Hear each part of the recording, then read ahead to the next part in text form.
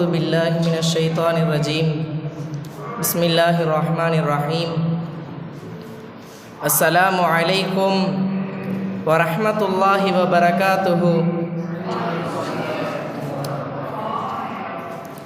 الحمد لله رب العالمين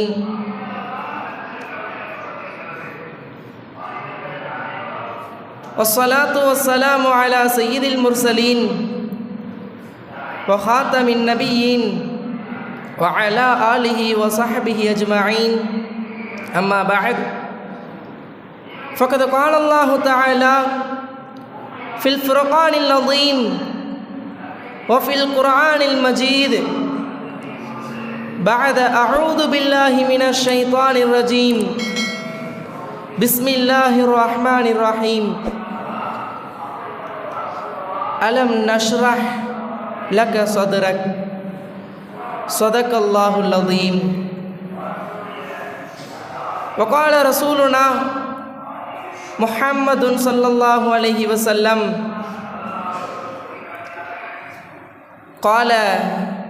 قال الله لولاك لما خلقت الأفلاك صدق رسول النبي الكريم. எல்லாம் வல்ல அல்லாஹுவின் அன்பும் மேலான கருணையும் நமக்கெல்லாம் வந்து சேரட்டுமாக.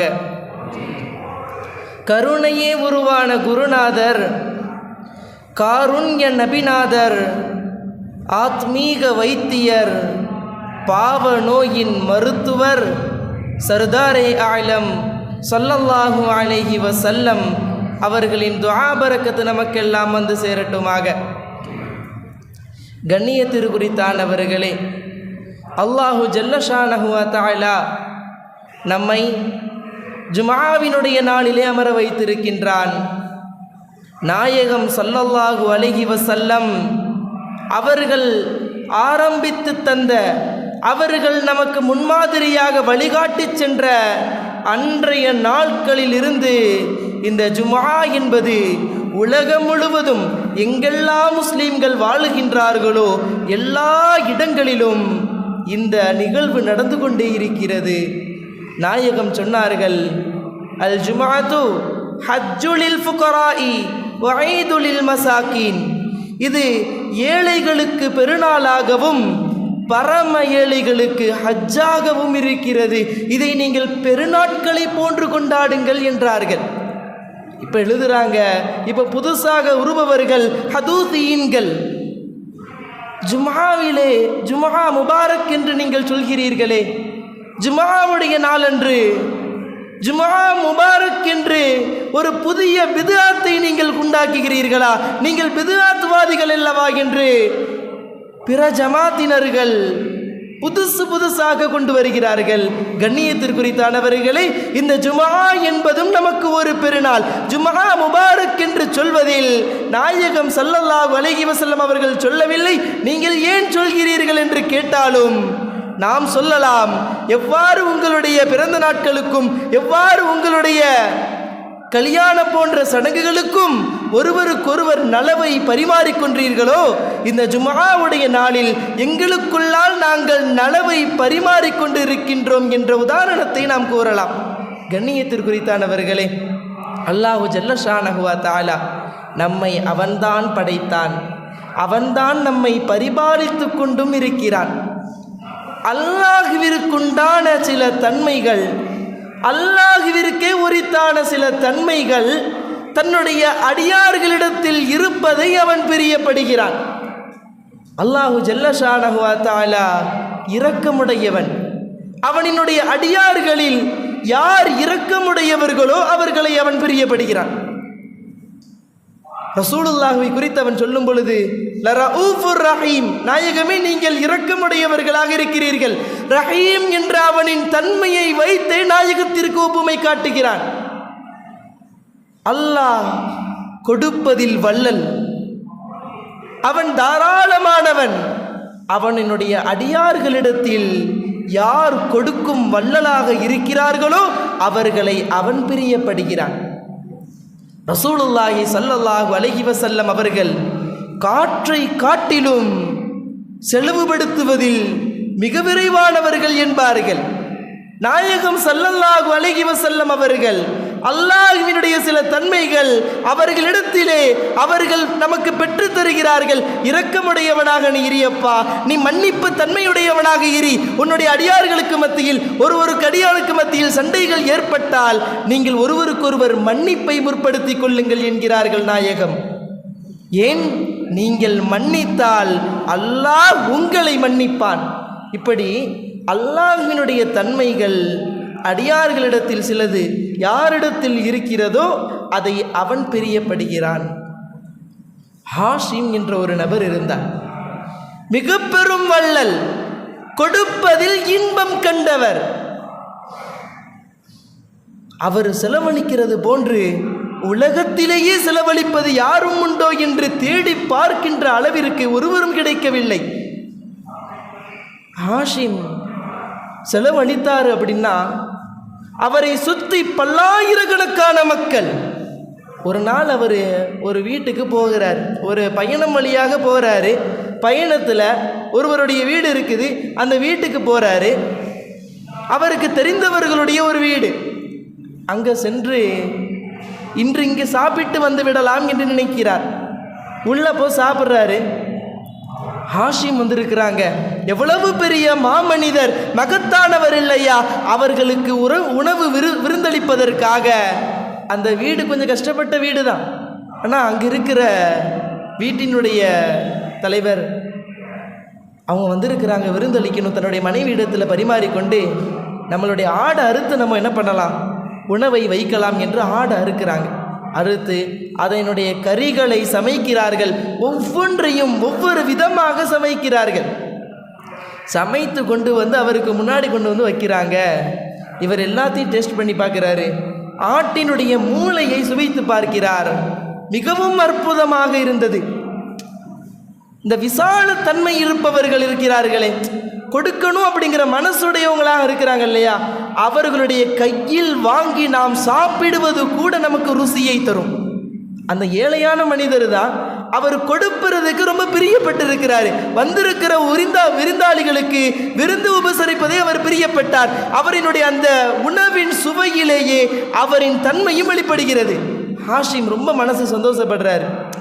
ரசூலுல்லாஹ் சொல்லுவாங்க, யாரு கொடுக்கணும்னு நினைக்கிறாங்களோ அவங்களிடத்துல வாங்கி சாப்பிடுங்கள், அது நமக்கு பரக்கத்து.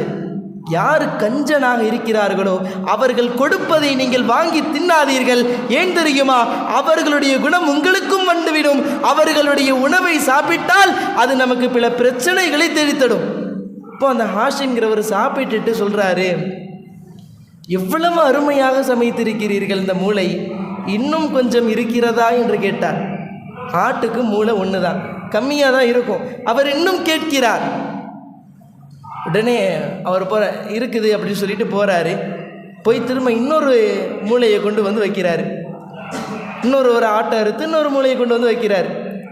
திரும்ப அதையும் மூளையை சாப்பிட்டு விட்டு இன்னொரு மூளை இருக்கிறதா என்று கேட்கிறார். மீண்டும் அவர்கள் இன்னொரு ஆட்டை அறுத்து அவர்களுடைய அந்த மூளையை கொண்டு வந்து வைக்கிறார்கள். மீண்டும் அவர் கேட்க மீண்டும் அவர்கள் கொண்டு வந்து வைக்கிறாங்க. இந்த ஹாஷிம் சாப்பிட்டு முடிக்கிறார். முடித்துவிட்டு வீட்டின் வெளியிலே வருகிறார். வந்து பார்த்தா வெளி முழுவதும் ஆட்டினுடைய இரத்தம். முழு ஆடுகளையும் அறுத்திருக்கிறார். அவரிடத்தில் இருந்த அனைத்து ஆடுகளையும் அவர் அறுத்திருக்கிறார். இவர்கள் கேட்டார்கள், இவர்களுக்கு இந்த மூளையை சமைத்து கொடுக்க வேண்டும். கேட்டவர்களுக்கு இல்லை என்ற தன்மை நம்மளிடத்தில் வந்துவிடக் கூடாது என்பதில் உறுதியானவர்களாக இருந்து அவர்கள் ஹாஷிமிற்கு கொடுத்தார்கள். சாப்பிட்டு முடித்துட்டு ஹாஷிம் ஆச்சரியப்பட்டு ரொம்ப புகழ்ந்துட்டு சென்றாராம். செல்லும்போது, எனக்காக நீங்கள் இத்தனை ஆடு அறுத்துட்டீங்களே, உங்களுக்காக நான் 1000 ஆடுகளை பரிசளிப்பு தருகிறேன் என்று ஹாஷிம் சொல்லிட்டு போனார். 6 ஆடுகள் அறுத்திருந்தார், அவருக்கு கிடைச்சது 1000 ஆடுகள். ஹாஷிம் வந்துடுறாரு. அவரிடத்துல கேட்குறாங்க. ஒரு நாள் கேட்கப்படுகிறது, தாராளத்தன்மையுடையவர்களே, வழங்குவதில் இன்பம் கொண்டவர்களே, இதுவரையிலும் நாங்கள் உங்களை காட்டிலும் அதிகம் வழங்குபவர்களை நாங்கள் கண்டதில்லை. உங்களுடைய வாழ்க்கையில் உங்களை விட அதிகமாக வழங்குபவர்கள் எவரையாவது நீங்கள் கண்டதுண்டா என்று கேட்டார்களாம் அவர்களுடைய சகாக்கள். இப்போ ஹாஷிம் சொன்னாராம், இந்த மாதிரி ஒரு பிரயாணத்தில் நான் போயிருந்தேன். அப்போ ஒருவருடைய வீட்டில் நான் போய் உண்டேன்.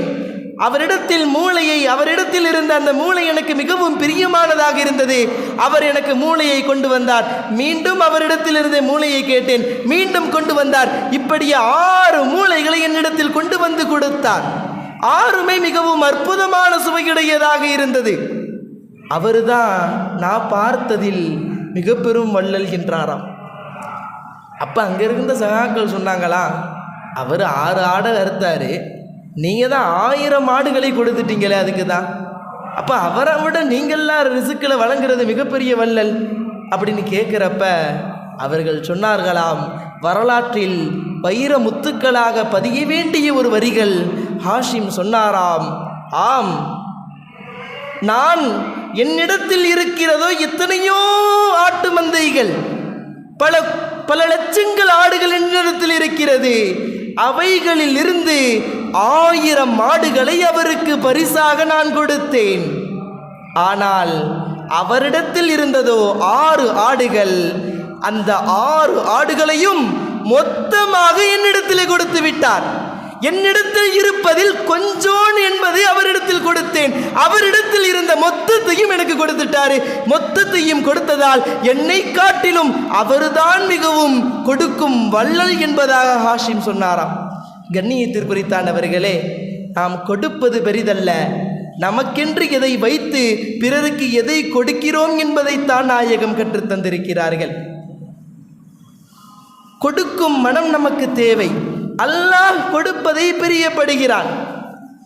யார் தன்னுடைய அடியார்களில் கொடுக்கும் தன்மையுடையவர்களாக இருக்கிறார்களோ அவர்களை அவன் ரசிக்கிறான். அம்மா சுபைதா ரஹ்மத்துல்லாஹ் அன்ஹா மிகப்பெரிய கொடைவள்ளல். அவர்கள் ஒரு இடத்துல சென்று கொண்டு இருக்கிறாங்க. மாமன்னர் ஹாரூன் ரஷீது ரஹ்மத்துல்லாஹி அலைஹி அவர்களுடைய மனைவி அம்மா சுபைதா ஒரு இடத்துல சென்று கொண்டு இருக்கிறாங்க.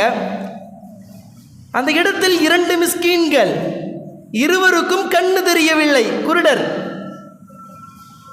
ஒருவர் நினைக்கிறாரு, எப்போதுமே அம்மா போகிறப்ப அந்த இடத்துல அவங்களுக்கு எப்போதுமே சதக்கா செஞ்சுட்டு செல்வாங்க. 2 பேருக்கும் அவர்கள் கொடுத்து கொடுத்து அவர்களுடைய நினைப்பு எப்படி மாறிவிட்டது, அம்மா வந்தால் ஏதாவது கிடச்சிரும் அப்படிங்கிறதா இருக்குது.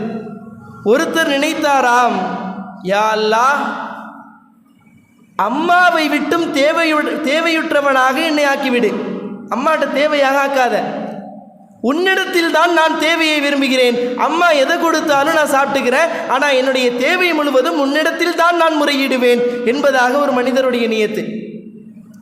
இன்னொருத்தர், யா அல்லாஹ், என்னை அம்மாட்ட தேவையாக்கிரு, அம்மா எதை கொடுத்தாலும் நான் சாப்பிட்டுக்கிறேன். வாங்கும் தன்மையில் இருக்கிறாங்க, கண்கள் குருடு, எந்திரிச்சு சமைப்பதற்கும் வெளியிலே சென்று அவர்கள் வியாபாரத்தை சென்று அதிலிருந்து அவர்கள் உணவை சம்பாதிப்பதற்கும் எந்த ஒரு வழிகளும் இல்லை. இப்போ அம்மா வர்றாங்க. வந்த பொழுது 2 பேரும் இப்படி சொல்கிறத அவங்க கேட்டுட்டாங்க.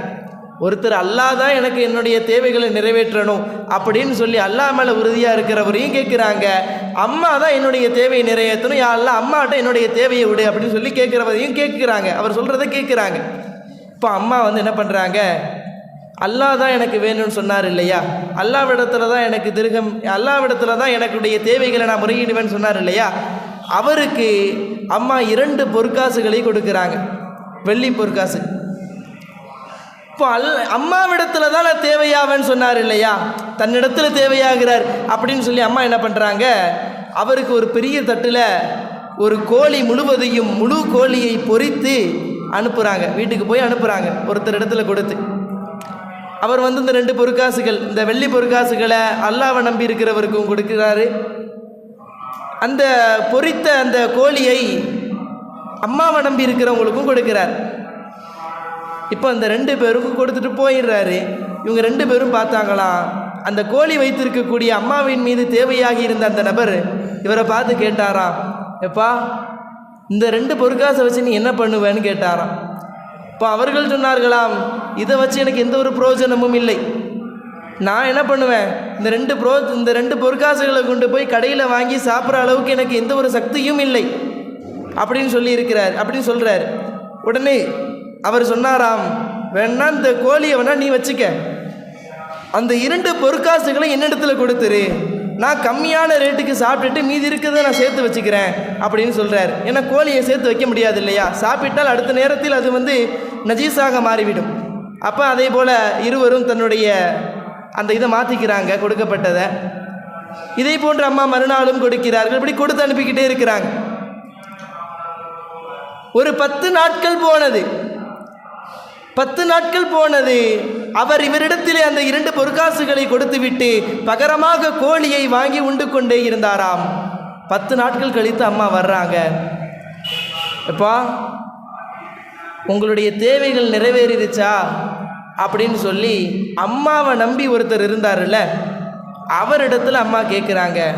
அவர் சொல்கிறாராம், எங்கே நிறைவேறிடுச்சு, எனக்கு நீங்கள் 2 பொற்காசு, நீங்கள் என்ன பண்ணீங்க, இவருக்கு 2 பொற்காசுகளும் எனக்கு பொரித்த கோழியும் கொடுத்தீங்க. என்னால் இந்த கோழி முழுவதையெல்லாம் சாப்பிட முடியாது, அதனால் அந்த கோழியை சாப்பிட அவர்கிட்ட கொடுத்துட்டேன். அவருக்கு வெளியில் போய் எதையும் வாங்கிக்க முடியாது, அவருடைய பொற்காசுகளை நான் மாற்றிக்கிட்டேன். ஏன்னா எனக்கு கொஞ்சம் அதிகமான தேவைகள் இருக்குது, அதனால் கொஞ்சோண்டு பைசாக்கு நான் சாப்பிட்டு விட்டு மீதி இருப்பதை நான் சேகரித்து வைத்து கொண்டேன் என்பதாக அம்மாவை நம்பி இருந்த அந்த நபர் சொல்கிறார். அப்போ அம்மா அது பக்கத்தில் இருந்து அவரிடத்துல கேட்டாங்களாம், எப்பா உன்னுடைய தேவைகள்லாம் சரியாயிருச்சான்னு கேட்டாங்களாம். இப்போ அவர் சொன்னாராம், என்னுடைய எல்லா தேவைகளையும் எனக்கு பரிபூர்ணமாக முடிஞ்சு போய் விடுத்தது. நீங்கள் கொடுத்த அந்த கோழியை அவர் என்ன இடத்துல கொடுத்துட்டார், முழு கோழியை நான் எடுத்து சாப்பிட்டேன். சாப்பிட்டு விட்டதற்கு பிறகு அந்த தட்டிலே பார்த்தால் 10 தங்க பொற்காசுகள் இருந்தது. அதை நான் சேகரித்து வைத்துக் கொண்டேன். இப்படியே நீங்கள் ஒவ்வொரு நாட்களும் எனக்கு அனுப்பினீர்கள். அவர் என்னிடத்திலே மாற்றிவிட்டார். என்னிடத்தில் இருந்த கோழியை அவருக்கு நான் பகரமாக கொடுத்து விட்டேன். மீண்டும் 10 பொற்காசுகள். 10 நாட்களில் என்னிடத்தில் 100 பொற்காசுகள், தங்க பொற்காசுகள் என்னிடத்தில் இருக்குதுங்கிறார். உடனே அம்மா கை உயர்த்தி அல்லாஹ்வை புகழ்ந்தார்களாம். யா அல்லாஹ், நீ எவ்வளவு மிகப்பெரிய கொடுக்கும் வல்லல். உன்னை நம்பி இருந்தவனுக்கு, என்னை நம்பி இருந்தவனுக்காக நான் கொடுத்த உணவை கூட அவனுக்கு நீ மாற்றிவிட்டாயே, எவ்வளவு பெரியவன் என்று அல்லாஹ்வை புகழ்ந்தார்கள் அம்மா சுபைதா ரலியல்லாஹு அன்ஹா. அப்போ அவர் சொன்னாரா, முதல்லையே எனக்கு தெரிஞ்சிருந்துச்சுன்னா நான் இதை மாற்றிருந்திருக்க மாட்டேனே. அல்ல, இவருடைய நியத்து அவருடைய நியத்து இரண்டிலும் வித்தியாசம். அவர் அல்லாஹ்வை நம்பியிருந்தார், இவர் அம்மாவை நம்பியிருந்தார். கண்ணியத்திற்குரித்தானவர்களே, இப்படி பல பாடங்களை நமக்கு எடுத்து கொடுக்கிறார்கள். கொடுக்கும் தன்மை நம்மளிடத்திலே தேவை. அதை சேர்ப்பது அல்லாஹ் யாரிடத்தில் நாடுகிறானோ அவரிடத்தில் கொண்டு போய் சேர்த்து விடுவான். சதகத்துல் ஜாரியா, பல சதக்காக்களை நாம் செய்ய வேண்டும். அது கடைசி காலகட்டம் வரையிலும் இந்த உலகத்தில் இருக்கும் பொழுதெல்லாம் யார் யாரெல்லாம் அதிலே இன்பம் கொள்கிறார்களோ, அதிலிருந்து பயனை அடைந்து கொள்கிறார்களோ, அத்துணை பேருடைய நன்மைகளும் யார் அதை உருவாக்கினாரோ அவருக்கே முதலாம் வந்து சேரும். ஹஸரத் ஆதம் அலைஹிஸ்ஸலாத்து வஸ்ஸலாம் பாவத்தில் முதலாமவர், மக்களில் முதலாமவர் என்பதாக ஒரு வரிகளை பாடுவார்கள். ஆதம் அலைஹிஸ்ஸலாத்து வஸ்ஸலாம் அவர்கள் முதலிலே தவறை செய்தார்கள். அவர்களுடைய அந்த மறதியின் காரணமாக இன்று வரையிலும் மறதியாளர்களில் முதலாமவர்களாக ஹஸரத் ஆதம் அலைஹிஸ்ஸலாத்து வஸ்ஸலாம் அவர்கள்தான். கண்ணியத்திற்குரித்தானவர்களே, இப்படி அல்லாஹ்வினுடைய அந்த தன்மைகளை குறித்து நாம் பார்த்தோமே. இத்தனை அல்லாஹ் தன்னுடைய அடியார்களில் எந்தெந்த தன்மைகளை எல்லாம் பிரியப்படுகிறானோ அத்துணை தன்மைகளையும் நாயகம் ஸல்லல்லாஹு அலைஹி வஸல்லம் அவர்களுக்கு அவன் வைத்திருந்தான். மற்ற நபிமார்களை காட்டிலும் நாயகம் ஸல்லல்லாஹு அலைஹி வஸல்லம் அன்னவர்களை நாம் உயர்த்துவது என்பது எந்த வகையிலும் அது குற்றமாக்கப்படாது. அல்லாஹு ஜல்ல ஷானஹு வ தஆலா அவன் ஒருவனே தனித்திருந்த காலத்தில், அவன் ஒருவனே ஏகாந்தவனாக இருந்த காலத்தில், ஆலமே மலகூத் அதிலே அவன் ஒருவன் தான் இருந்தான். பிறகு ஆலமே ஜபரூத்திற்கு தன்னுடைய ஒளியிலிருந்து ஒரு ஒளியினை அவன் எடுக்கிறான். ஒரு அணு அளவு இருக்கக்கூடிய ஒரு ஒளியை எடுத்து அந்த ஒளியை பார்த்து அல்லாஹ் நீர் தேர்ந்தெடுக்கப்பட்டவர் என்று சொல்கிறான். அந்த ஒளி அல்லாஹுவை சுத்தி கொண்டே வந்ததாம். அந்த ஒளியிலிருந்து அல்லாஹ் இன்னும் பல பல ஒளிகளை அவன் படைக்கிறான். பிறகு ஆலமே அர்வாஹ் ரூகுகளுடைய காலகட்டத்திலே அந்த ஒளிக்கு பின்னால் பல ஒளிகள் சுத்தி கொண்டிருக்கிறது. அந்த ஒளியை பின்பற்றி அல்லாஹுவை சுத்தி கொண்டிருக்கிறார்கள் மற்ற ஒளிகள், மற்ற ரூகுகள். அப்போ அல்லாஹு ஜல்ல ஷானஹு வ தஆலா கேட்கிறான், அலஸ்து பி ரப்பிக்கும், உங்களுடைய இறைவனாக நான் இல்லையா என்று கேட்கும் பொழுது எல்லாரும் அமைதியாக இருந்தாங்க. அந்த ரூகுகளுடைய அந்த காலகட்டத்தில் இருந்த அத்துணை நபர்களும் அமைதியாக இருந்தார்களாம். தஃப்சீர்கள் எழுதுறாங்க, அல்லாஹ் இப்படி கேட்டதற்கு பிறகு பலா ஆம் நீ எங்களுடைய இறைவன் தான் என்று அவர்கள் சொன்னார்கள். எல்லாரும் அப்படி சொல்லலை அப்படின்னா அப்பவே மொத்த ரூகுகளையும் அல்லாஹ் அழித்திருப்பானாம். அப்போ அந்த மாதிரி அல்லாஹ் கேட்ட உடனே எல்லாரும் அமைதியாக இருக்கிறாங்க. என்ன பதிலை சொல்லணும்னு தெரியல. அப்போ அந்த ஒளி இருக்கிறதல்லவா, முதலாவது படைக்கப்பட்ட அந்த ஒளி, அந்த ஒளி சொன்னதாம், நீதான் என்னுடைய இறைவன் என்று அந்த ஒளி சொன்னதை கேட்டு பின்பிருக்கக்கூடிய அனைத்து ரூகுகளும் ஆம் நீ என்னுடைய இறைவன் என்பதாக சொன்னதாம். நாயகம் ஸல்லல்லாஹு அலைஹி வஸல்லம் அவர்கள்தான் முதலாவதாக அல்லாஹ்வினுடைய நூரிலிருந்து வெளிவந்தார்கள். அவர்களிடத்திலிருந்து தான் அனைத்து சிருஷ்டிகளையும் அவன் படைத்தான். அவன் சொல்வதாக பல சேகுமார்கள் நாயகம் ஸல்லல்லாஹு அலைஹி வஸல்லம் அவர்களுடைய ஹதீஸின் வாயிலாக கூறுவார்களே, லவுலாக்க லமா கலக்துல் அஃப்லாக், நாயகமே உங்களை நான் படைக்கவில்லை என்றால் மொத்த அண்ட சராசரங்களையும் நான் படைத்திருக்க மாட்டேன். ஃபலக் மொத்த கோள்களையும் நான் படைத்திருக்க மாட்டேன். இப்போ ரசூலுல்லாஹி ஸல்லல்லாஹு அலைஹி வஸல்லம் ஆதம் நபிக்கே முன் வந்தவர்கள். ரசூலுல்லாஹி ஸல்லல்லாஹு அலைஹி வஸல்லம் அந்த ஆலமே அருவாகில் இருக்கிறாங்க.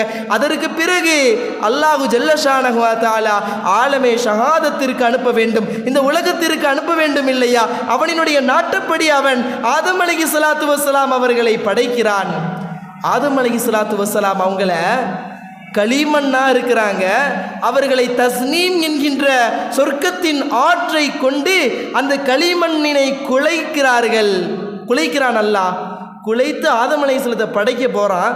அந்த நேரத்தில் அவர் அந்த ரெண்டு தண்ணீரையும் மண்ணையும் சேர்க்கும் பொழுது அந்த நூறு இருக்கிறது இல்லையா, முதலாக படைக்கப்பட்ட அந்த நூரை கொண்டே சேர்க்கிறானாம். அதனால தான் ரசூலுல்லாஹ் சொன்னாங்க, ஆதம் மண்ணுக்கும் தண்ணீருக்கும் படைக்கப்பட்டு கொண்டிருக்கின்ற பொழுது இருக்கும் பொழுதே நான் நபியாக இருந்தேன் என்றார்கள் நாயகம் ஸல்லல்லாஹு அலைஹி வஸல்லம் அன்னவர்கள். இப்போ ஆதம் அலைஹிஸ்ஸலாத்தை படைக்கிறாங்க. படைத்ததற்கு பிறகு களிமண்ணாக இருந்த ஆதமிற்கு ரூகு வழங்கப்படுகிறது. ரூகை பெற்றவுடன் உடலிலே சதையும் இரத்தமும் ஓடுவதை உணர்கிறார்கள். அல்லாஹ் சொன்னான், வயது குல்நாளில் மலாயிகத்திஸ் ஜுதூலி ஆதம, மலக்குமார்கள் அனைத்தையும் ஆதமிற்கு சஜிதா செய்ய வேண்டும் என்பதாக அவன் சொன்னான்.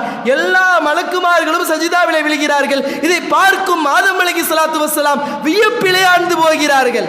நான் ஒரு சாதாரண ஒரு மனிதன், களிமண்ணால் படைக்கப்பட்டவன் இல்லையா, எனக்காக எதற்காக இத்தனை மலக்குமார்களும் சஜிதா செய்கிறார்கள்? அப்பதான் அல்லாஹ் சொன்னானா, ஆதமே அவர்கள் சஜிதா செய்வதெல்லாம் உன்னிடத்திலே அனுப்பப்பட்டிருந்ததே ஒரு ஒளி, நூரே முஹம்மதியா, அந்த ஒளி உன்னுடைய நெற்றியிலே விளங்கிக் கொண்டிருக்கிறது. அந்த ஒளிக்காகத்தான் அவர்கள் அனைவரும் சஜிதா செய்கிறார்கள். அப்ப ஆதம் அலைஹிஸ்ஸலாத்து வஸ்ஸலாமுக்கு ஒரே ஏக்கம், என்னுடைய நெற்றியில் விளங்கிக் கொண்டிருக்கிறதா, இவ்வளவு மகத்தான ஒரு ஒளியா? அந்த ஒளியை கண்டு அனைத்து மலக்குமார்களும் சஜிதாவில் விழுகிறார்களா? அந்த ஒளியை நான் பார்க்கலையே, நான் பார்க்கணுமே ரப்பே. நம்மளுடைய நெற்றியை நம்மளால பார்க்க முடியாது இல்லையா, கண்ணாடி இல்லாம.